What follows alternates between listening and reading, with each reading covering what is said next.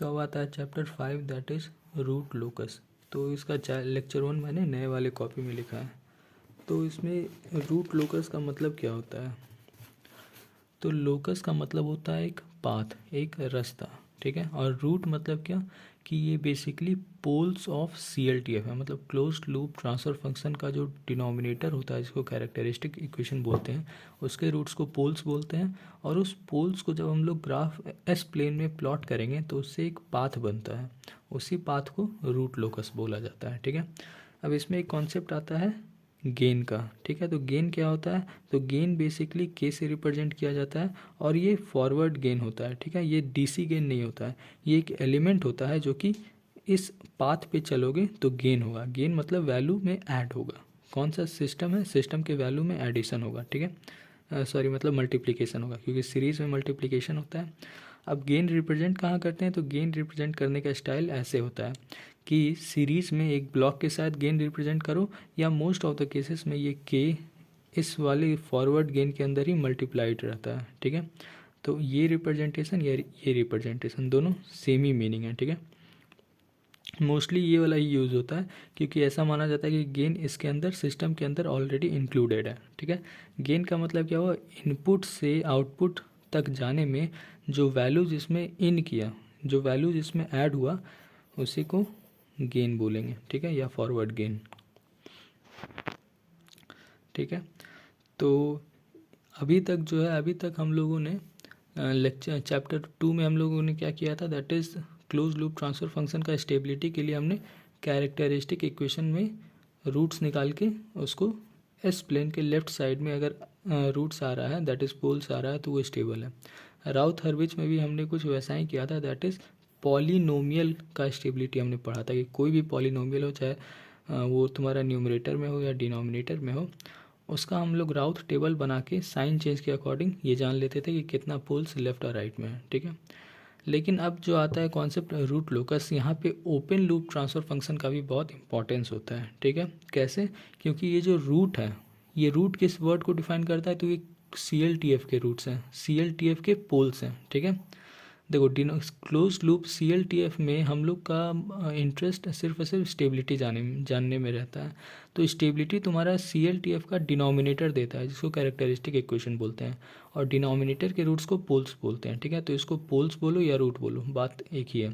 तो ये root basically poles को सिम्बोलाइज ही करेगा ऑलवेज। तो CLTF के पोल्स को जब प्लॉट करेंगे, ठीक है, तो हमें अलग अलग पोल्स मिलेगा। कैसे? अलग अलग गेन के वैल्यूज़ पे अलग अलग रूट मिलेगा, ठीक है। एक गेन के वैल्यू पे एक ही पोल मिलेगा, ठीक है। और जैसे जैसे हम लोग गेन का वैल्यू चेंज करेंगे, ठीक है। अब गेन का वैल्यू क्यों चेंज करते हैं? हम लोग आउटपुट में वेरिएशन पाने के लिए, ठीक है। जैसे मान लो कोई भी सिस्टम है, जैसे AC ही है, तो AC का टेम्परेचर अगर और ठंडा करना है तो गेन का वैल्यू चेंज करना होगा। तो यही गेन का वैल्यू चेंज करने से हमें अलग अलग तरह का रूट मिलता है, और जब उसको एक कंबाइंड एक लाइन से ड्रॉ करते हैं तो एक पाथ बन जाता है, जिसको बोलते हैं रूट लोकस, ठीक है। अब इसमें आगे आता है, अब इस लेक्चर 1 में सर ने ये बताया है, मतलब बेसिकली एक एग्जांपल लिया है कि ये एक ओपन लूप है, OLTF है। तब देखो, इस वाले चैप्टर में मोस्टली हम लोग यूनिटी फीडबैक की बात करते हैं, निगेटिव यूनिटी। तो निगेटिव यूनिटी में GS को ही OLTF बोला जाता है, ठीक है। ये तो चैप्टर 1 का कॉन्सेप्ट है। तो एक क्वेश्चन सर ने ले लिया, दैट इज़ KS × S+1। के तुम्हारा गेन है, इसका DC गेन नहीं, ये सिंपल गेन है, ठीक है। तो ये तुम्हारा OLTF हो गया। इसका तुम अगर ट्रांसफर फंक्शन का फॉर्मूला ला के CLTF निकालोगे तो G/1 + G होगा। और ये सर ने किया क्या? बेसिकली एक एग्जांपल लिया है, और के का अलग अलग वैल्यूज़ के अकॉर्डिंग सर ने ये प्रूफ किया है कि कैसे तुम्हारा पोल्स चेंज कर रहा है, और इस पोल्स को जब हम लोग एस प्लेन पे प्लॉट करेंगे तो कैसे तुम्हारा रूट लोकस बनेगा। ये इस कंप्लीट लेक्चर 1 में सर ने बताया है, ठीक है। तो अब जो ये जो चैप्टर है रूट लोकस, यहाँ पे OLTF का भी उतना ही इंपॉर्टेंस है जितना CLTF का है, ठीक है। तो इससे पहले अभी हम लोग OLTF पे उतना फोकस नहीं कर रहे थे, ठीक है। क्वेश्चन में OLTF दिया था तो उसको CLTF में कन्वर्ट करके ही हम लोग स्टेबिलिटी कर रहे थे, लेकिन यहाँ पे OLTF का भी उतना ही इंपॉर्टेंस है। तो सबसे पहले ये तुम्हारा OLTF दिया हुआ है, तो यहाँ पे OLTF के डिनोमिनेटर को भी हम लोग पोल्स बोलेंगे, न्यूमरेटर को जीरोस, और CLTF के भी डिनोमिनेटर के रूट्स को हम लोग पोल्स बोलेंगे, मतलब पोल्स और जीरोस दोनों सेम चीज़ है। तो इसी चीज़ का अगर CLTF हम लोग निकालेंगे तो ये फॉर्मूला के अकॉर्डिंग निकाल दिए तो ये आया। अब देखो ये जो CLTF है इसका डिनोमिनेटर ये है, ठीक है। तो कैरेक्टरिस्टिक इक्वेशन इसी को बोलते हैं, और ओपन लूप का डिनोमिनेटर ये है, ठीक है। तो अगर ओपन लूप का अगर हम लोग पोल्स की बात करते हैं तो इसका पोल्स तो बहुत एविडेंट दिख रहा है, that is S=0 and S=-1, ठीक है। 2 तो इसका दिख गया। और अगर इसका हम लोग देखते हैं तो ये क्या है, ये क्वाड्रेटिक इक्वेशन है पावर 2 का, और k क्या है, k तुम्हारा गेन है। अब k का वैल्यू तुम कुछ भी पुट करो 1 2 3 4 5 कुछ भी, वैसे k क्या होता है, k तुम्हारा गेन होता है और ये पॉजिटिव रियल नंबर होता है, तो इसका वैल्यू 0 से लेके इन्फाइनाइट तक होगा, ठीक है। तो k का वैल्यू तुम कुछ भी पुट करते जाओ, ये क्वाड्रेटिक इक्वेशन बनते जाएगा, जिसको हम लोग कैलकुलेटर में डाल के रूट्स निकाल सकते हैं, ठीक है। साथ ही साथ ये कैरेक्टरिस्टिक इक्वेशन है CLTF का, तो इससे हम लोग जीटा और omega n that is frequency और डैम्पिंग भी निकाल सकते हैं, तो वो तो खैर सेकेंडरी है। पहले हम लोग देखते हैं कि रूट्स क्या आ रहा है k के अलग अलग वैल्यूज़ में। तो k बता दिए गेन होता है तो 0 से इन्फाइनाइट, तो k सबसे पहले 0 डाले। 0 डालने के बाद CLTF का कैरेक्टर देखो, हमें तो स्टेबिलिटी जानना है, तो स्टेबिलिटी तुम्हारा CLTF से ही मिलता है, ठीक है। OLTF का क्या इंपॉर्टेंस है वो आगे चल के पता चलेगा। तो CLTF के कैरेक्टरिस्टिक इक्वेशन में ही हम लोग k का अलग अलग वैल्यू डालेंगे, क्योंकि स्टेबिलिटी इसी से मिलता है, कैरेक्टरिस्टिक इक्वेशन से। तो जैसे ये डाले तो इसमें हमें 2 रूट्स मिला 0 -1, ठीक है। अगर जीटा की बात करें तो इसमें जीटा क्या होता है 2 zeta omega n s, omega n क्या है 0, मतलब जीटा क्या हो गया इनफाइनाइट, क्योंकि 1/0 चला जाएगा, ठीक ना। तो यहाँ देखो ये फॉर्मूला डिराइव कर ही दिए हैं। तो 1/2 रूट अंडर k का वैल्यू 0, तो ये तुम्हारा इनफाइनाइट। तो 0 k का वैल्यू 0 होने पे 2 रूट आया 0 और -1, तो देख लो k का वैल्यू 0 है, 2 रूट आया, एक 0 एक -1, तो ये तुम्हारा रियल एक्सिस है, रियल एक्सिस पे 0 और -1, और उस समय k का वैल्यू क्या है 0, ठीक है। फिर k का वैल्यू हम लोग 0.1 दिए, ठीक है। तो 0.1 दिए तो देखो -0.11 -0.88, ठीक है। तो -0.11 यहाँ होगा और 0.88 माइनस में यहाँ होगा, तो यहाँ से ये इधर मूव किया, यहाँ से इधर मूव किया, ठीक है। और अगर देखो k का वैल्यू मान लो तुम 0.5 दे दोगे, नहीं 0.25 दो, तो 0.5 और -0.5, मतलब ये दोनों आके मिल गया इस पॉइंट पे। इस पॉइंट पे k क्या है, k का वैल्यू देखो 0.25 दिए थे, ठीक है। उसके बाद और बढ़ाओ, k का वैल्यू 0.5 दोगे तो देखो 0.5 पे ही प्लस j, मतलब इमेजनरी तरफ चला गया एक नीचे, ठीक ना। तो एक ऊपर गया और एक नीचे गया, ठीक है। इसको क्या बोलेंगे कॉम्प्लेक्स कॉन्जुगेट पोल्स, ठीक है। उसी के अकॉर्डिंग k का वैल्यू और बढ़ाते गए तो हमारा देखो एक ही तुम्हारा 0.5 रियल वैल्यू है और ये कॉन्जुगेट वैल्यूज चेंज होते गया, ठीक है। तो ऐसे ऐसे चेंज होते गया, ठीक है।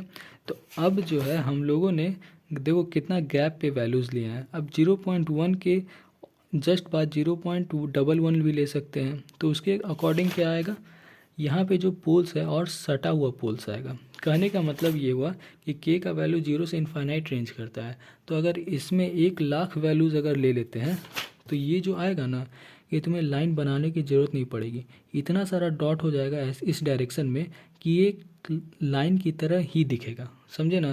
तो ये डॉट का मतलब ये जो लाइन है ये बनाने की ज़रूरत नहीं पड़ती, ये अपने आप इतना डेंस हो जाता है कि एक पाथ का फिगर, मतलब एक पाथ जैसा दिखने लगता है, मतलब एक लाइन जैसा दिखने लगता है, इसी को बोलते हैं रूट लोकस, ठीक है। अब इसमें एक और ध्यान देने वाली बात यह है कि जीटा भी तुम कैलकुलेट कर सकते हो, ओवर अंडर क्रिटिकल, तो ये कुछ ये नहीं है। तुम्हारा चैप्टर 3 में भी हम लोग पढ़े थे, दैट इज़ तुम्हारा कहाँ पे कौन सा डैम्पिंग होता है। जैसे ये तुम्हारा नेगेटिव एक्सिस है, तो यहाँ पे एक पोल और यहाँ पे एक पोल जो आया था वो ओवर डैम्प था, एक नेगेटिव इक्वल रियल रूट में तुम्हारा क्रिटिकल डैम्प था और कॉन्जुगेट वाला अंडर डैम्प था। तो ये उसमें ज़्यादा कुछ नहीं, वो देख लोगे समझ में, चैप्टर 3 का लेक्चर 4, ठीक है। यहाँ पे ध्यान देने वाली बात यह है कि ये रूट लूकस जहाँ से स्टार्ट हुआ जहाँ पे एंड हुआ, देखो यहाँ से एरो स्टार्ट हो रहा है, मतलब ये इस पॉइंट से स्टार्ट हुआ, इस पॉइंट से स्टार्ट हुआ और फाइनली यहाँ पे जाके एंड हुआ। तो ये जो होता है ना, स्टार्ट जो होता है वो OLTF के पोल से स्टार्ट होता है, ठीक है। अब देखो OLTF का पोल क्या था 0 और -1, तो 0 और -1, देखो यहीं से स्टार्ट हुआ है। तो यही तुम्हारा रूट लोकस का खासियत है कि OLTF का इंपॉर्टेंस यही है कि रूट लोकस में सारा रूट्स किसका होगा, CLTF का। लेकिन ये स्टार्ट कहाँ से होता है, तो OLTF के पोल से स्टार्ट होगा, ठीक है। और एंड कहाँ करेगा, तो OLTF का जो वर्चुअल जीरो होता है वहाँ पे एंड करता है, ठीक है। अब इसमें देखो कैच क्या है कि k का वैल्यू तो इनफाइनाइट है, तो इनफाइनाइट वैल्यू तुम डालते जाओगे, रूट्स तुम्हारा क्या होगा, जब इस डायरेक्शन में बढ़ रहा है मतलब ये इनफाइनाइट इधर ही बढ़ते रहेगा। तो कहने का मतलब इनफाइनाइट का कोई वैल्यू तो है नहीं, तुम जहाँ तक रूट्स k का वैल्यू डालते जाओगे वैसे तुम्हारा पोल्स आते जाएगा। तो इसीलिए हम लोग इसको वर्चुअल जीरो को हम लोग क्या बोल देते हैं, इनफाइनाइट, ठीक है। इसका वैल्यू क्या बोल देते हैं, इनफाइनाइट, ठीक है। ऊपर भी इधर इनफाइनाइट पेंट किया और ये भी तुम्हारा इनफाइनाइट पेंट किया। ये जीरो होता क्या है, तो ये OLTF का जीरो मतलब न्यूमरेटर, तो ये न्यूमरेटर ही है, समझे। अब इस क्वेश्चन में देखो न्यूमरेटर में कोई क्वाड्रेटिक इक्वेशन है नहीं, लेकिन जब होगा तो वही जीरो पे ये एक्चुअली में एंड करता है, ठीक है। याद रखना ये तुम्हारा वर्चुअल जीरो या एक्चुअल जीरो पे एंड करेगा। ये जो यहाँ पे जो जीरो होता है मतलब इसका जो रूट्स है, यहाँ पे जो इक्वेशन आएगा इसका जो रूट्स होगा उसी को हम लोग बोलते हैं एक्चुअल जीरो, वर्चुअल जीरो नहीं बोलते हैं। वर्चुअल जीरो अलग कॉन्सेप्ट है, ठीक है, जो हम लोग आगे देखेंगे। जैसे यहाँ पे देख लो, वर्चुअल जीरो क्या होता है, OLTF का pole minus physical zero of OLTF। मतलब ये क्या, OLTF में कितना पोल है, संख्या, वैल्यू नहीं, कितना पोल है। मान लो जैसे इस क्वेश्चन में OLTF का 2 पोल है, ठीक है, और जीरो कितना है, 0, तो 2 - 0, ठीक ना, 2 - 0 इज इक्वल टू 2। इसका मतलब नंबर ऑफ वर्चुअल जीरो कितना होगा, 2 होगा, संख्या, ठीक है, काउंट, ठीक है। तो ये हो गया वर्चुअल जीरो जिसको Z एस्ट्रिक से रिप्रेजेंट करते हैं। तो समझ गए फाइनली कंक्लूजन क्या हुआ कि ये सब जितना भी पोल आया ये सब क्लोज्ड लूप ट्रांसफर फंक्शन का कैरेक्टरिस्टिक इक्वेशन का रूट्स होता है। ये स्टार्ट करता है OLTF के पोल से और एंड करता है OLTF के जीरो पे, ठीक है। अब आता है ब्रेक पॉइंट। ब्रेक पॉइंट क्या होता है, तो रियल एक्सिस पे जो पोल्स है वो जहाँ मिल के बदल देता है, इमेजिन मतलब तुम्हारा कॉम्प्लेक्स कॉन्जुगेट तरफ निकल जाता है, उसी को बोलते हैं ब्रेक पॉइंट। मतलब यहाँ पे रियल था और इसके जस्ट आगे कॉम्प्लेक्स में चला गया, तो ये जो चेंज हो रहा है इसी को बोलते हैं ब्रेक पॉइंट। मतलब रियल से जो कॉम्प्लेक्स जा रहा है उसी को बोलते हैं ब्रेक पॉइंट, ठीक है। उसके बाद आता है एक और कॉन्सेप्ट, दैट इज़ अगर इसमें को हम लोग राउथ-हर्विच स्टेबिलिटी क्राइटेरिया से रिलेट करते हैं तो उसमें क्या होता था कि क्लोज लूप ट्रांसफ़र फंक्शन का कैरेक्टरिस्टिक इक्वेशन का हम लोग राउथ टेबल बनाते थे, ठीक है। तो यहाँ पे के है तो इसका राउथ टेबल बनाओगे तो अगर इसमें तुम स्टेबिलिटी का क्राइटेरिया देखोगे तो उसमें क्या था कि नो साइन चेंज। कहने का मतलब यहाँ पे जो चीज़ आया वो बड़ा होना चाहिए जीरो से। तो इसमें अगर तुम स्टेबिलिटी लगाओगे तो इसका आंसर क्या आएगा, k ग्रेटर देन 0, जो कि यहाँ पे ऑलरेडी है। यहाँ पे तो हम लोग यही माने ना कि k का रेंज 0 से इनफाइनाइट होता है, क्योंकि k जो होता है वो एक प्रैक्टिकल गेन होता है जो एक पॉजिटिव रियल इंटीजर होता है।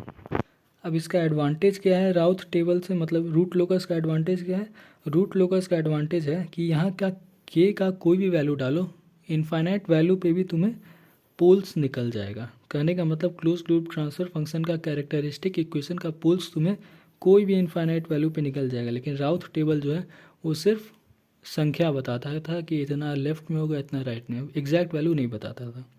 एग्जैक्ट वैल्यू के लिए कंडीशन था कि अगर ROG होगा तभी तुम निकाल सकते हो, लेकिन इसमें कुछ नहीं है, इसमें तुम एग्जैक्ट पोल्स निकाल सकते हो, वो भी इनफाइनाइट नंबर तक,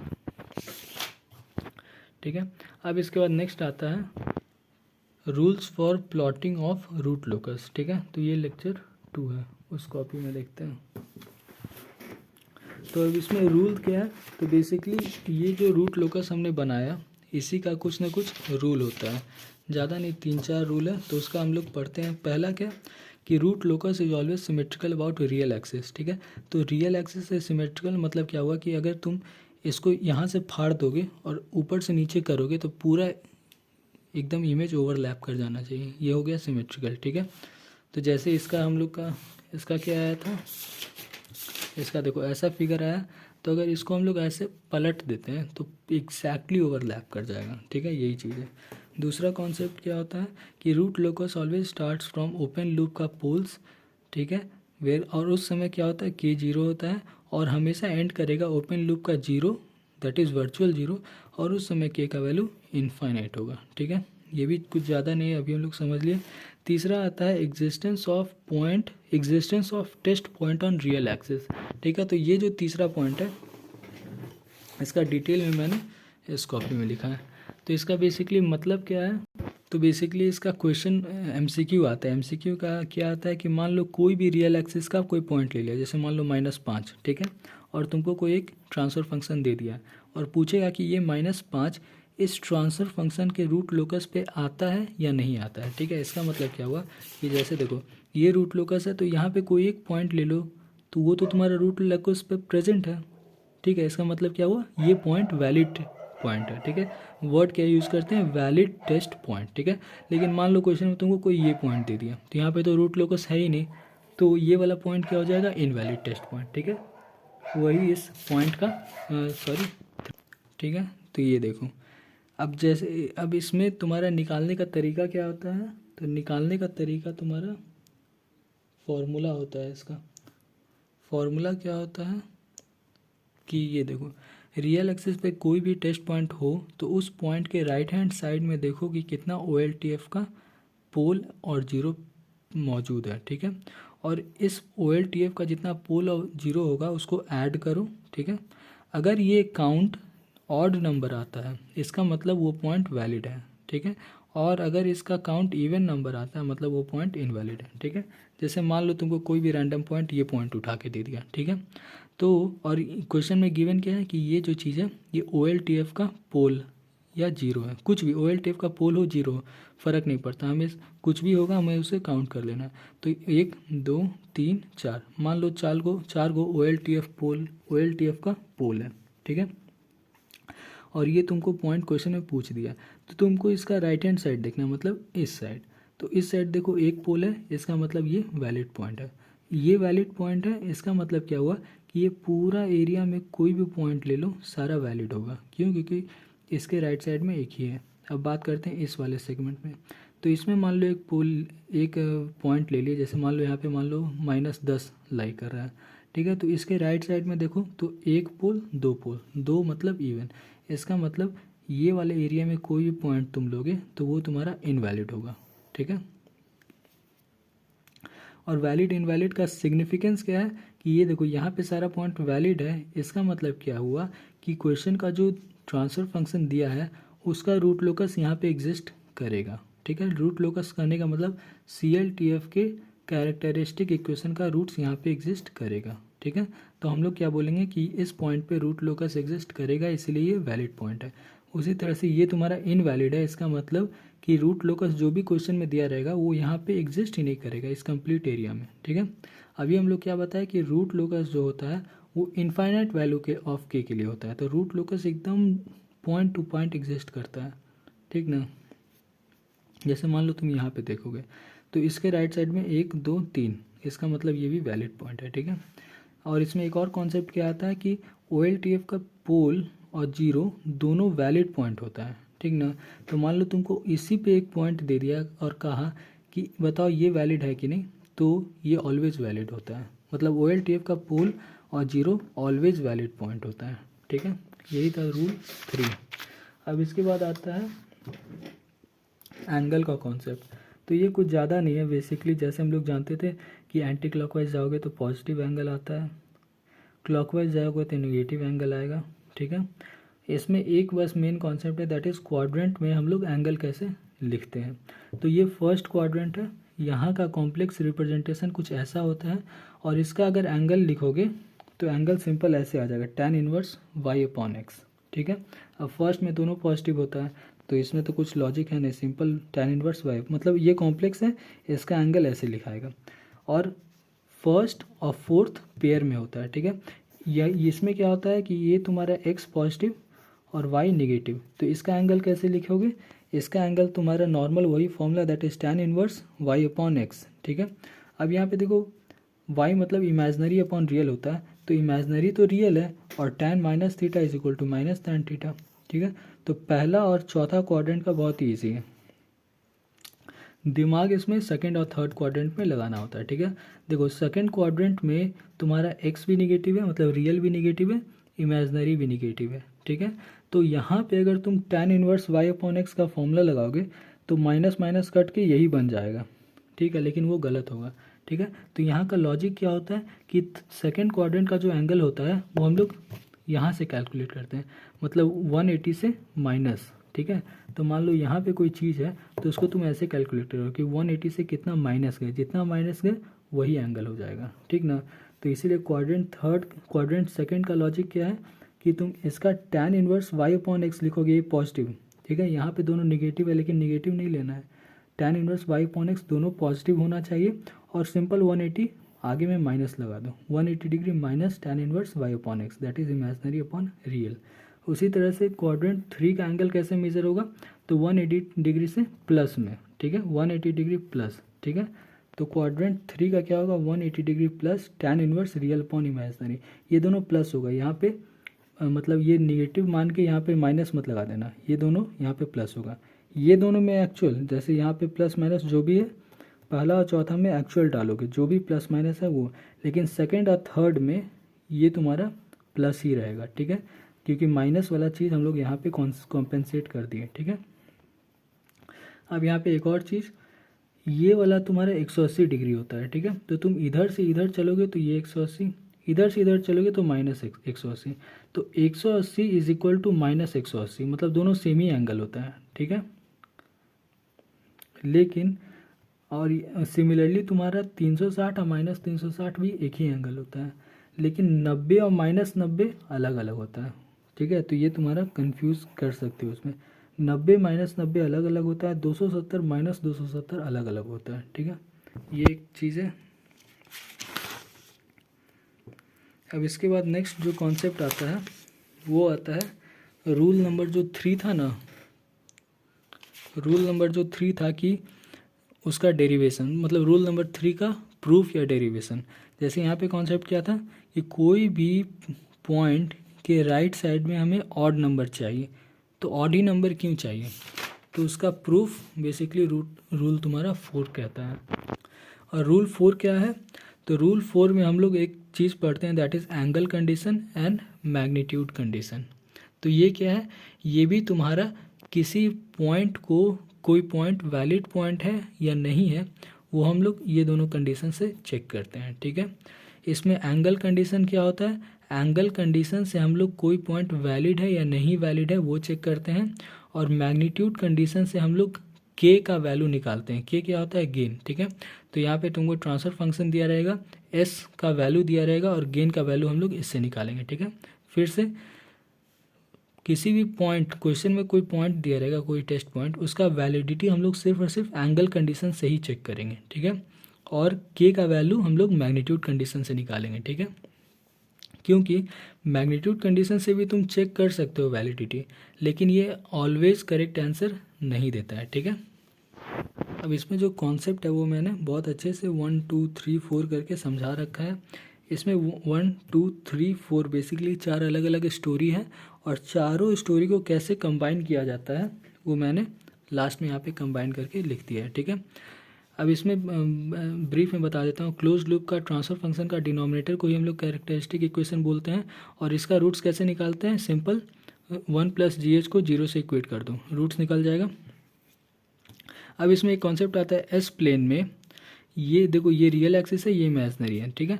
तो रियल का जो ये वाला पार्ट है पॉजिटिव रियल एक्सिस, इसका वैल्यू क्या होता है, मतलब इसका एंगल क्या लिखते हैं, 0 या 360, क्यों, क्योंकि 0 डिग्री यहाँ होता है, 360 भी यहाँ होता है, सिमिलरली माइनस 180 यहाँ पे होता है, ठीक है। तो यहाँ पे जो वैल्यूज़ आएगा उसको हम लोग माइनस या प्लस माइनस तो एक ही होता है ना, तो 180 डिग्री से रिप्रेजेंट करते हैं, ठीक है। साथ ही साथ इसको हम लोग odd integer multiple of 180 degree, मतलब यहाँ पे जो भी वैल्यूज़ आएगा इसको हम लोग ऑड इंटीजर मल्टीपल ऑफ 180 बोलेंगे। क्यों ऐसा बोलेंगे, क्योंकि अगर तुम इसका एंगल देखोगे तो एंगल क्या आएगा, जैसे यहाँ से स्टार्ट किए 0 से माइनस 180, ठीक है, फिर 360 कंप्लीट बढ़ोगे तो यहाँ पे क्या आएगा, माइनस 540। तो कहने का मतलब 18 तिया 54, इसीलिए बोलते हैं ऑड इंटीजर, मतलब 18 1 है तो नेक्स्ट थर्ड यहाँ पे आएगा, फिर नेक्स्ट थर्ड तुम्हारा इस आएगा। कहने का मतलब यहाँ पे जो भी वैल्यूज़ है उसको हम लोग इस एंगल से रिप्रेजेंट करेंगे, ठीक है, और यहाँ पे जो वैल्यूज़ है उसको जीरो एंगल से, ठीक है। तो स्टेबिलिटी तो तुम्हारा यही साइड बताता है, तो कहने का मतलब 180 डिग्री एंगल कंडीशन यही है कि तुम्हारा OLTF, देखो एंगल कंडीशन और मैग्नीट्यूड कंडीशन ये दोनों तुम्हारा OLTF के साथ डील करेगा, ठीक है। कैसे करेगा जो हम लोग आगे देखेंगे, ठीक है। अब इसमें एक और कॉन्सेप्ट क्या आता है, ठीक है, तो यहाँ पे एंगल समझ लिए। तो कहने का मतलब किसी भी ट्रांसफर फंक्शन को स्टेबल होना है तो उसके पोल्स को 180 डिग्री पे ही लाई करना होगा, ठीक है। और यहाँ पे एक और कॉन्सेप्ट आता है मैग्नीट्यूड का, ठीक है। तो देखो यहाँ पे लिखा हुआ -1 ± J0। अब ये क्या चीज़ है, तो अब आ जाओ एस प्लेन में। एस प्लेन में ये तुम्हारा नेगेटिव एक्सिस है, ठीक है, ये रियल एक्सिस है, और इस पे वैल्यूज़ क्या क्या है, -1 -2 मतलब सारा माइनस, ठीक है, ये माइनस, और लेफ्ट जितना भी एरिया होता है सारा स्टेबल होता है। मतलब अगर कोई पोल कॉम्प्लेक्स कॉन्जुगेट प्लेन में है तो भी स्टेबल है। तो इस वाले तुमको कैसे, इस वाले पॉइंट को कैसे रिप्रेजेंट करोगे, दैट इज़ -5। जैसे मान लो कोई भी पोल होगा -5 और प्लस J में इतना दूरी, वैसे ही रिप्रेजेंट करोगे। या फिर मान लो कोई पॉइंट यहाँ आया वो भी स्टेबल होगा, तो इसका भी कैसे, माइनस रियल एक्सिस और प्लस इमेजनरी, ठीक है। तो वही चीज़ है, देखो कोई भी ट्रांसफर फंक्शन अगर स्टेबल है तो उसको हम लोग ऐसे ही रिप्रेजेंट करेंगे। मतलब रियल में माइनस होगा ये तो फिक्स है, और इमेजनरी वाला पार्ट प्लस भी हो सकता है माइनस भी हो सकता है, ठीक है। तो ऐसा चीज़ कहाँ होता है, तो क्वाड्रेंट सेकंड और थर्ड में, ठीक है। तो वही चीज़ इसमें लिखा हुआ है, ठीक है, दैट इज़ ये क्वाड्रेंट थर्ड है और सेकंड, ठीक है, ये गलती हो गया, ये क्वाड्रेंट सेकंड होना चाहिए। तो इसका मतलब क्या हुआ कि स्टेबिलिटी कोई भी ट्रांसफर फंक्शन को स्टेबल होने के लिए उसका एंगल कंडीशन क्या होना चाहिए, -180 डिग्री या +180 डिग्री, ठीक है। और कॉम्प्लेक्स कॉन्जुगेट में अगर देखोगे तो उसका कॉम्प्लेक्स रिप्रेजेंटेशन कुछ इस फॉर्म का होना चाहिए, that is real part minus और इमेजिनरी प्लस माइनस कुछ भी वो चलेगा, ठीक है। अब बात आता है कि क्लोज्ड लूप ट्रांसफर फंक्शन का स्टेबिलिटी हम लोग कहाँ से पता करते हैं, इससे देखो ट्रांसफर फंक्शन का स्टेबिलिटी हमेशा CLTF ही देता है, ठीक है। रूट लोकस में OLTF का एडवांटेज है तो कुछ चीज़ के लिए, लेकिन एक्चुअल में स्टेबिलिटी कौन देता है, CLTF। तो CLTF का कैरेक्टरिस्टिक इक्वेशन और कैसे देता है, तो कैरेक्टरिस्टिक इक्वेशन का रूट्स निकालते हैं। रूट्स निकालने का प्रोसेस क्या है कि कैरेक्टरिस्टिक इक्वेशन को 0 से इक्वेट कर दो, ठीक है। तो 0 से इक्वेट कर दिए, 1 तुम्हारा इधर चला गया तो ये आ गया -1, तो GHS = -1, और यहाँ पे क्या किए हम लोग J0 ऐड कर दिए, ठीक है। अब J0 ऐड करने से कोई डिफरेंस तो हुआ नहीं, ठीक है, तो हम लोग अपने मन से J0 ऐड कर दिए। तो अब देखो ये तुम्हारा एक कम्प्लेक्स इक्वेशन बन गया, मतलब कम्प्लेक्स फॉर्म, दैट इज़ एक रियल पार्ट और एक इमेजनरी पार्ट। तो ये जो कम्प्लेक्स फॉर्म है इसका एक मैग्नीट्यूड होगा और एक एंगल होगा। मैग्नीट्यूड क्या होता है, √अंडर रियल का स्क्वायर प्लस इमेजनरी का स्क्वायर, ठीक है। तो ये तुम्हारा 1 हो गया। और एंगल क्या होता है, tan इनवर्स। अब देखो ये जो चीज़ है ये थर्ड क्वाड्रेंट का पार्ट है, ठीक है, क्योंकि रियल माइनस और ये प्लस, मतलब सेकंड क्वाड्रेंट का पार्ट है, ठीक है। तो सेकंड क्वाड्रेंट में ये फॉर्मूला लगता है, that is 180 degree minus tan inverse imaginary upon real. तो ये क्या हो जाएगा, tan 0 ही हो जाएगा। तो ये कंप्लीट 0, 180 डिग्री माइनस 0, तो ये मिल गया हमारा एंगल कंडीशन। कहने का मतलब G या GHS must be equal to 180 degree, और मैग्नीट्यूड कंडीशन क्या है कि GHS का मैग्नीट्यूड 1 होना चाहिए, ठीक है। अब यहाँ कॉन्सेप्ट देखो, ये G × H क्या होता है, OLTF होता है, और G × H क्या होता है, OLTF। कहने का मतलब हमें तो क्लोज लूप ट्रांसफर फंक्शन का स्टेबिलिटी पाना था, लेकिन ये स्टेबिलिटी हम पता कैसे करेंगे, तो OLTF की मदद से, ठीक है। अब निगेटिव यूनिटी फीडबैक नहीं है तो H भी आ जाएगा, और अगर यही निगेटिव यूनिटी फीडबैक है तो सिर्फ G आएगा, ठीक है। तो वो चीज़ हो गया। कहने का मतलब OLTF का ही यूज़ हम लोग कर रहे हैं यहाँ पे स्टेबिलिटी के लिए, ठीक है, ठीक है। तो समझ गए, ये हो गया एंगल कंडीशन, ये मैग्नीट्यूड कंडीशन। अब इसको क्वेश्चन में कैसे अप्लाई करेंगे तो वो समझते हैं। तो ये देखो, ये क्वेश्चन हम लोग लेक्चर 1 में एज्यूम किए थे, ठीक है। तो इसमें हम लोग अब एंगल कंडीशन डालने जा रहे हैं, ठीक है। कैसे डालेंगे, तो कोई एस का कोई रैंडम वैल्यू ले लेते हैं, ठीक है। जैसे इसका तो पोल्स हमने बना रखा है ना, तो इसका पोल्स इस क्लोज, जो ये तुम्हारा close loop transfer function, sorry इससे जो तुम्हारा CLTF बनेगा उसका पोल्स तो हमने बना रखा है। तो इस पे अगर कोई रैंडम हम लोग पॉइंट ले लें, जैसे मान लो s इज इक्वल टू -0.11 ले रहे हैं, तो वो तो हमें पता है कि रूट लोकस पे है। लेकिन अब एंगल कंडीशन पे चेक करते हैं कि वो वैलिड पॉइंट आता है कि नहीं आता है। ठीक है, तो यहाँ पे s का कोई रैंडम पॉइंट वैल्यू ले लिए -0.1। ठीक है, और ये था तुम्हारा OLTF। ठीक है, ये देखो अभी हमने क्या बताया था, ये दोनों कंडीशन OLTF में अप्लाई होता है। ठीक है, तो क्वेश्चन में जो OLTF है वहाँ पे का जो S है उसमें ये पॉइंट पुट कर दो। ठीक है, देखो हमारा ये कोई रैंडम पॉइंट है और हमें ये पता करना है कि ये पॉइंट इस फंक्शन का रूट लोकस पे लाई कर रहा है या नहीं कर रहा है। ठीक है, तो इसका जो S है उसमें ये पुट कर दिए। ठीक है, उसके बाद हमारा ऐसा एक्सप्रेशन आ गया। ठीक है, अब इसी में तुम्हारा एंगल कंडीशन अप्लाई होता है। कैसे अप्लाई होता है, तो देखो ये है क्या, बेसिकली न्यूमरेटर और डिनोमिनेटर, ये एक फ्रैक्शन है और फ्रैक्शन में हमें इसका एंगल और इसका एंगल निकालना होता है। ठीक है, तो के पहले कोई साइन है क्या, नहीं, इसका मतलब क्या है, ये पॉजिटिव, मतलब तुम मान लो कि इसका पॉजिटिव एंगल है। ठीक है, दैट इज़ पॉजिटिव थीटा। और डिनोमिनेटर में क्या है, माइनस, माइनस मतलब निगेटिव, निगेटिव मतलब माइनस डिग्री। ठीक है, इसको तुम कैसे एज्यूम करोगे, इसको तुम कॉम्प्लेक्स प्लेन के अकॉर्डिंग एज्यूम करो। जैसे प्लस है तो प्लस ये क्या है, रियल है, तो प्लस को हम लोग कहाँ लिखेंगे, यहाँ पे लिखेंगे। और इसका एंगल हम क्या बताए थे, 0 डिग्री। ठीक है, तो न्यूमरेटर में तेरा 0 डिग्री आ गया और ये माइनस वैल्यू है, तो माइनस वैल्यू को हम लोग यहाँ पे लिखेंगे। और इसके लिए हम क्या बताए थे कि यहाँ पे कुछ भी हो एंगल हम लोग क्या लेंगे, -180 या +180, कुछ भी ले लो। ठीक है, तो न्यूमरेटर में 0 डिग्री, डिनोमिनेटर में 180 डिग्री। ठीक है, कुछ ये फॉर्म आ गया। अब फ्रैक्शन में जब ऐसे एंगल लिखा रहता है तो ये एंगल जब ऊपर जाएगा तो सब्सट्रैक्ट हो जाता है। ठीक है, तो इसको जब सब्सट्रैक्ट करोगे तो ये फाइनल +180 डिग्री आ गया। ठीक है, तो प्लस आए या माइनस आए फ़र्क नहीं पड़ता, अगर माइनस भी आता तो भी तो ये था, क्योंकि +180 भी यही होता है, -180 भी यही होता है। ठीक है, तो कहने का मतलब एंगल हमारा 180 डिग्री आ गया। ठीक है, 180 डिग्री आ गया, इसका मतलब ये पॉइंट वैलिड पॉइंट है। इसका मतलब इस ट्रांसफर फंक्शन का जो रूट लोकस होगा उस पे ये पॉइंट प्रेजेंट होगा, मतलब इसी पॉइंट पे रूट लोकस पास करेगा। ठीक है, अब ग्राफ हम लोग बनाए हुए थे इससे पहले, तो इसको हम लोग उधर से भी देख सकते हैं कि देखो ये पॉइंट है जिस पर रूट लोकस प्रेजेंट है। ठीक है, तो ऐसे एंगल कंडीशन लगाया जाता है। अब इसके बाद कोई और रैंडम एंगल कंडीशन लो, ये वाला -2। तो अब तो हम लोग बना चुके हैं इसका रूट लोकस, -2 पे तो एग्जिस्ट ही नहीं कर रहा है। तो देखो एंगल कंडीशन क्या वैल्यू देता है, तो s का ये वैल्यू क्वेश्चन में डाल दिए। ठीक है, तो देखो क्या आ गया, k/2, मतलब ये भी पॉजिटिव ये भी पॉजिटिव। तो अगर इसको तुम कोऑर्डिनेट सिस्टम में देखोगे तो दोनों पॉजिटिव कहाँ आएगा, 0 डिग्री पे ही। तो क्या हुआ, 0/0 दैट इज़ 0, मतलब एंगल ऑफ GHS क्या होगा, 0 डिग्री। तो 0 डिग्री इसका मतलब ये जो पॉइंट है ये नॉट वैलिड पॉइंट है, मतलब ये इनवैलिड है। कहने का मतलब इस सिस्टम का जो रूट लोकस होगा वो इस पॉइंट पे प्रेजेंट नहीं होगा, तो ये इनवैलिड पॉइंट हो गया। ठीक है, ठीक है, तो अब हम लोग क्या किए, एंगल कंडीशन से वैलिडिटी का पता कर लिए।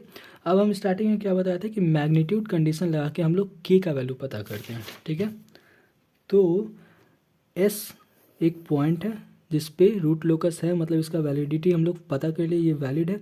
अब इस पॉइंट पे हम लोग के का वैल्यू पता करेंगे। ठीक है, अब देखो रूट लोकस हम लोग ऑलरेडी प्लॉट कर चुके हैं इस पर्टिकुलर क्वेश्चन का, तो हमें पता है कि इस वाले रूट पे के का वैल्यू क्या है, दैट इज़ देखो इस रूट पे के का वैल्यू ये है, तो यही हमें मिलेगा, लेकिन हम लोग मैग्नीट्यूड कंडीशन से इसे फाइंड करेंगे। ठीक है, तो देखो मैग्नीट्यूड कंडीशन जैसा हम पहले बताए थे ये भी तुम्हारा OLTF में लगता है। ठीक है, तो इसका तरीका क्या होता है कि तुम्हें मैग्नीट्यूड फाइंड करना है। ठीक है, ये चीज़ बेसिकली फाइंड करना है, GHS का मैग्नीट्यूड। ठीक है, तो अब आ जाओ, ये तुम्हारा G ऑफ S है, मतलब OLTF है।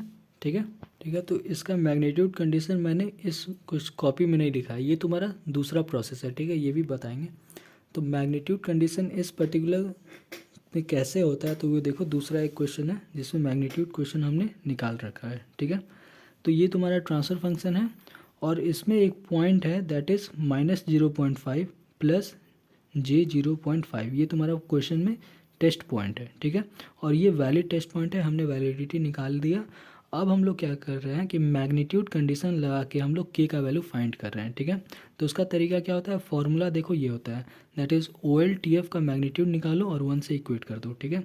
तो OLTF का मैग्नीट्यूड निकालना मतलब क्या, तुम S का जो वैल्यू है मतलब जो पॉइंट है वो इसमें पुट कर दो, पुट कर दिए। अब इसका मैग्नीट्यूड निकालना है, तो देखो ये कम्प्लेक्स नंबर है, इसका मैग्नीट्यूड क्या होता है, रूट अंडर रियल का स्क्वायर प्लस इमेजनरी का स्क्वायर, ठीक है। ये दोनों मल्टीप्लाई में है तो इसका ऐसे मल्टीप्लाई कर दो, ठीक है। इसको सॉल्व करोगे और यहाँ पे 1 से इक्वेट करोगे तो के का वैल्यू आ गया, ठीक है। अब ये जो के है, के हम लोग क्या जानते हैं कि के एक पॉजिटिव इंटीजर होता है जो कि 0 से इन्फाइनाइट रेंज करता है, इसका मतलब ये सही आंसर है, ठीक है। अब देखो इसमें समझो कि इस मैग्नीट्यूड कंडीशन से हम लोग वैलिडिटी क्यों नहीं चेक करते हैं, क्योंकि के का तुम्हें एक वैल्यू तो आ जाएगा, फाइनाइट वैल्यू भी होगा, लेकिन वो ऐसा हो सकता है कि वो रूट लोकस पे एग्जिस्ट ही ना करे, मतलब ये पॉइंट रूट लोकस पे एग्जिस्ट ही ना करे, ठीक है, ऐसा पॉसिबिलिटी हो सकता है, इसीलिए ये श्योर शॉट नहीं है, ठीक है। अब इसके बाद एक और तरीका आता है, दैट इज़ इसी का एक और पार्ट है जिसमें हम लोग क्या करते हैं कि के का वैल्यू निकालते हैं, ठीक है। तो के का वैल्यू एक मैग्नीट्यूड कंडीशन से निकलेगा, दैट इज़ ये दोनों OLTF पे अप्लाई होगा। जो दूसरा तरीका है वो तुम्हारा CLTF की मदद से हम लोग के का वैल्यू निकालते हैं, ठीक है। वो कैसे, तो वो देखो ये, तो तुम्हारा जो क्वेश्चन था G(S) ये था, तो तुम पहले इसका CLTF निकालो, ठीक है। तो ये तुम्हारा OLTF था, CLTF ऐसे निकलेगा, ठीक है। तो इसका CLTF निकाल दिए, और CLTF का जो कैरेक्टरिस्टिक इक्वेशन है, ठीक है, तो कैरेक्टरिस्टिक इक्वेशन में S तुम ये पुट कर दो, ठीक है। ये पॉइंट इसी के अकॉर्डिंग तो हमें के निकालना था, मतलब इसी पॉइंट पे के निकालना था, तो S का के लगा दिए और इसको 0 से इक्वेट कर दो, ठीक है। दैट इज़ इसका रूट्स निकालना है, ठीक है, रूट्स निकालने वाला मेथड लगा दिए, ठीक है। तो ये कर दिया और के का वैल्यू हमें मिल गया, ठीक है। अब ये भी चीज़ जो है ये वैलिडिटी चेक नहीं करता है, ठीक है। इस के ये जो के आया ये सही आंसर है, क्योंकि 0 से इन्फाइनाइट तक रेंज में है, तो इसका मतलब ये सही है, लेकिन अगेन ये तुम्हारे इस पॉइंट का वैलिडिटी नहीं बताएगा, ठीक है। तो ये दोनों मेथड जो है तुम सिर्फ और सिर्फ के का वैल्यू निकालने के लिए करोगे। वैलिडिटी, किसी पॉइंट का वैलिडिटी सिर्फ और सिर्फ एंगल कंडीशन से ही चेक करना है, ठीक है। मैग्नीट्यूड कंडीशन और क्लोज लूप का ट्रांसफर कैरेक्टरिस्टिक इक्वेशन, CLTF का कैरेक्टरिस्टिक इक्वेशन को 0 से इक्वेट करके के का वैल्यू निकालेंगे, ठीक है। ये कंफर्म हो गया। एक और तरीका होता है के निकालने का, दैट इज़ ग्राफिकल मेथड, ठीक है। तो इसमें क्या होता है, इसमें देखो ये तुम्हारा गेट का क्वेश्चन है, इसमें क्या बताया है कि ये तुम्हारा OLTF क्वेश्चन में दिया हुआ है, ठीक है। तो इस OLTF को अगर तुम ये फैक्टर के फॉर्म में लिखोगे तो ये तुम्हारा कुछ ऐसा हो जाएगा, ठीक है। तो अब ग्राफिकल मेथड क्या है कि OLTF का जो पोल है उसको तुम यहाँ पे प्लॉट कर दो, ठीक है। तो पोल प्लॉट कर दिए, देखो क्या होगा, 0 -4 -3, ठीक है, 0 -3 -4, ठीक है। और जो तुम्हारा पॉइंट क्वेश्चन में दिया हुआ है उसको भी तुम ग्राफिकल प्लॉट कर दो, तो क्या है, -1 और फिर J1, मतलब -1 यहाँ पे आए और J1 मतलब यहाँ पे 1, ठीक है। तो यहाँ पहुँच गया, ठीक है।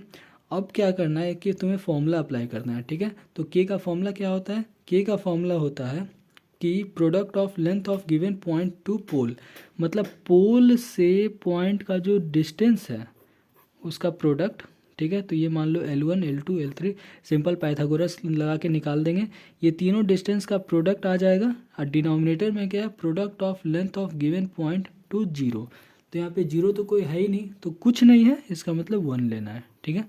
तो सिंपल ये तीनों को मल्टीप्लाई कर दोगे तो के का वैल्यू आ जाएगा, ठीक है। उसी तरह से इस क्वेश्चन का चलो सॉल्व करके दिखाई देते हैं। ये जो क्वेश्चन है इसको मैंने तीनों तरीके से सॉल्व किया है। क्वेश्चन में क्या दिया हुआ है कि ये तुम्हारा OLTF है और ये एक वैलिड पॉइंट है, मतलब क्वेश्चन बोल दिया है कि ये एक वैलिड पॉइंट है, फिर भी हम लोग क्या करते हैं, सबसे पहले इसमें एंगल कंडीशन डालेंगे, ठीक है। सबसे पहले इसमें एंगल कंडीशन डाल के ये पता करेंगे कि ये वैलिड है, ठीक है। और उसके बाद मैग्नीट्यूड कंडीशन और CLTF की मदद से, मतलब दोनों मदद से हम लोग के का वैल्यू निकालेंगे, ठीक है। तो ठीक है, चलो सबसे पहले एंगल कंडीशन लगा दिए। तो एंगल कंडीशन तुम्हें क्या बोलता है, एंगल कंडीशन के लिए क्या बोलता है, देखो G(S) हमारा ऐसे आया था, 3 फैक्टर आया था, ठीक है। तो तीनों फैक्टर में S का जो वेरिएबल है उसमें तुम ये पॉइंट पुट कर दो, ठीक है। तो पुट कर दोगे तो कुछ ऐसा आ जाएगा, तीनों में पुट कर दिए, ठीक है। अब यहाँ पे तुमको क्या करना है, इसका जो एंगल होगा, ठीक ना, इस एंगल को ऊपर कर दो, ठीक है, न्यूमरेटर में लेते हो, कैसे आओगे माइनस साइन के साथ, ठीक है। तो ये देखो तुमको एंगल कैसे बनाओगे, तो ये देखो रियल नेगेटिव, ये मतलब ये तुम्हारा सेकेंड क्वाड्रेंट है। तो सेकेंड क्वाड्रेंट का एंगल हम लोग कैसे लिखते हैं, 180 डिग्री माइनस टेन, ठीक है, इमेजनरी अपॉन रियल। इसका भी वैसे ही, इसका भी वैसे ही, ठीक है। ये सारा मल्टीप्लिकेशन में एंगल क्या होता है, ऐड होता है, ठीक है। तो ये तुम्हारा एंगल सारा ऐड होते गया, ठीक है। तो फाइनली कितना आया, 180 डिग्री, ठीक है। बेसिकली करना क्या होता है, न्यूमरेटर का एंगल माइनस डिनोमिनेटर का एंगल 180 डिग्री आना चाहिए, ठीक है। तो न्यूमरेटर का तो एंगल 0 है क्योंकि ये पॉजिटिव है, तो इसको अगर तुमको इसको कॉम्प्लेक्स प्लेन में देखोगे, देखो 0 मतलब क्या हुआ, सॉरी पॉजिटिव मतलब क्या हुआ 0 डिग्री, और डिनोमिनेटर का एंगल हम लोग सिर्फ यहाँ पे निकाल दिए, ठीक है। तो डिनोमिनेटर का एंगल आ गया 180, ठीक है। अब ये डिनोमिनेटर में है तो ये ऊपर जाएगा, तो 0 माइनस 180 डिग्री होगा, तो वैल्यू कितना आ गया, 0 minus 180 degree, that is minus 180 degree. और माइनस हो या प्लस हो फर्क नहीं पड़ता, 180 डिग्री का डिफरेंस आना चाहिए। इसका मतलब क्या हुआ कि ये पॉइंट वैलिड पॉइंट है, मतलब इसका जो रूट लोकस है वो इस पॉइंट पे एग्जिस्ट करेगा, ठीक है। अब हम लोग क्या करते हैं, मैग्नीट्यूड कंडीशन लगा के के का वैल्यू निकालते हैं। मैग्नीट्यूड क्या बोलता है कि OLTF का मैग्नीट्यूड निकालो और 1 से इक्वेट कर दो, ठीक है। OLTF हमारा ये आया था, तो इसका मैग्नीट्यूड निकालना है, मतलब इसका मैग्नीट्यूड तीनों का रूट में real square plus imaginary square into कर दो, ठीक है। तो मैग्नीट्यूड निकाल दिए, इंटू कर दिए, के का वैल्यू आ गया 10, ठीक है। तो ये हमारा के का आंसर हो गया। अब दूसरा मेथड दैट इज CLTF के मेथड से हम लोग के का वैल्यू निकालेंगे, ठीक है। तो CLTF बना लिए इसको, G डिवाइड बाई 1 प्लस जी, और इसका कैरेक्टरिस्टिक इक्वेशन को 0 से इक्वेट कर दिए, और यहाँ पे जो S आया तो S के जगह हम लोग ये पॉइंट डाल दिए, टेस्ट पॉइंट, ठीक है, पॉइंट डाल दिए। अब ये देखो ऐसा आ गया कॉम्प्लेक्स फॉर्म में, तो इसका मल्टीप्लाई करना। अब देखो ये थोड़ा हेक्टिक है क्योंकि कॉम्प्लेक्स मल्टीप्लिकेशन थोड़ा टाइम लेगा, क्योंकि जे मल्टीप्लाई करोगे माइनस साइन होगा, ठीक ना। तो ये तुम फाइनली मल्टीप्लाई करते करते ऐसा आंसर आ जाएगा, वही सेम आंसर, ठीक है। तो ये हो गया पूरा।